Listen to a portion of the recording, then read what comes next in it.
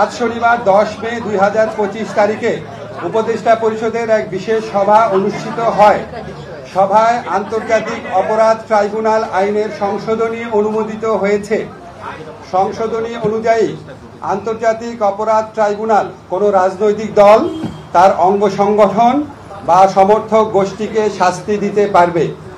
উপদেষ্টা পরিষদের বৈঠকে আন্তর্জাতিক অপরাধ ট্রাইব্যুনালে বাংলাদেশের আওয়ামী লীগ ও তার নেতাদের বিচার কার্য সম্পন্ন না হওয়া পর্যন্ত দেশের নিরাপত্তা ও সার্বভৌমত্ব রক্ষা, জুলাই আন্দোলনের নেতাকর্মীদের নিরাপত্তা এবং আন্তর্জাতিক অপরাধ ট্রাইব্যুনালের বাদী ও সাক্ষীদের সুরক্ষার জন্য সন্ত্রাস বিরোধী আইনের অধীনে সাইবার স্পেস সহ আওয়ামী লীগের যাবতীয় কার্যক্রম নিষিদ্ধ করার সিদ্ধান্ত গ্রহণ করা হয়েছে।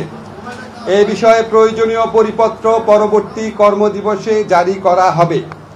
এর পাশাপাশি আজকের উপদেষ্টা পরিষদের বৈঠকে জুলাই ঘোষণাপত্র আগামী 30 কার্যদিবসের মধ্যে চূড়ান্ত করে প্রকাশ করার সিদ্ধান্ত গৃহীত হয়েছে। ধন্যবাদ।